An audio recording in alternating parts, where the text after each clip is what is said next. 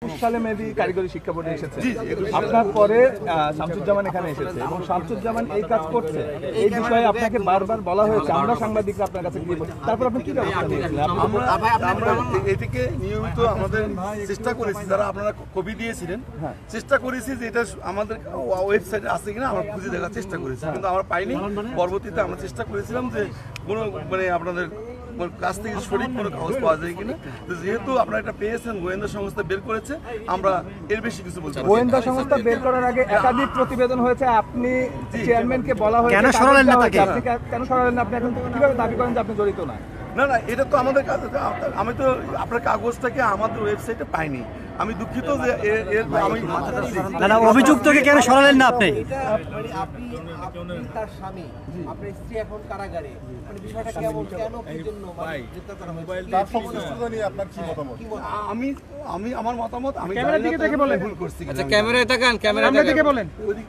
আচ্ছা সামনের দিকে। আমি তার বিষয়ে কিছুই জানি না, এবং গোয়েন্দা সংস্থা কি তথ্য পেয়েছে আমি জানি। আপনি জানেন, আমি হিসেবে কি জানেন? জানেন যে বোর্ডের চেয়ারম্যান ছিলেন, সেখানে একটা বড় প্রতিবেদন করেছে, সেই বিষয়ে আপনি কিছু জানেন। এই যে আপনি কিছু ওয়াকিবহাল না, আপনি কি অবস্থায় ছিলেন? না না, ওয়াকিবহাল না হওয়ার তো আপনি প্রশ্ন ওঠেন, আপনাকে অফিসিয়াল বাসার একটু জানান না। আমরা ব্যবস্থা নেওয়ার চেষ্টা করছি এবং ভিতরে কাজ করার চেষ্টা করছি। আপনি অভিযুক্তকে না সরিয়ে দিয়ে জায়গায় আমরা তথ্য সংগ্রহ করার জন্য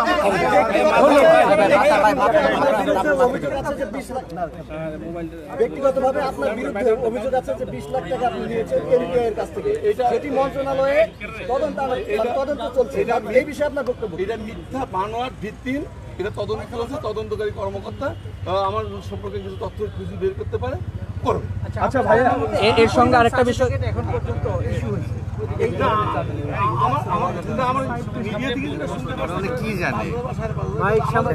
সামনে নেন। আপনি তো একটা বোর্ডের মূল কর্তা ব্যক্তি ছিলেন। আমার বিশ্বাস যে বিনা অপরাধে খাটতেছে। তাহলে কি আইন শৃঙ্খলা বা আইনি পার্টি কি ভুল বলছে? অনিয়মের দায় মানে আপনাকে তো নিতেই হবে, আপনার যেই করুক এই দায় আপনার আছে কিনা? অবশ্যই, যেহেতু আমি বোর্ডের প্রধান, সেই হিসেবে আমার দায় আমি এড়াতে পারি। আপনি কোনো কিছু খুঁজে পেলেন না? এই যে যত কাগজপত্রগুলো ডিবি গিয়ে খুঁজে পেলো, সাংবাদিক গিয়ে খুঁজে পেলো, আপনি বোর্ড প্রধান খুঁজে পেলেন না? আমি তো খুঁজে পাইনি। জি।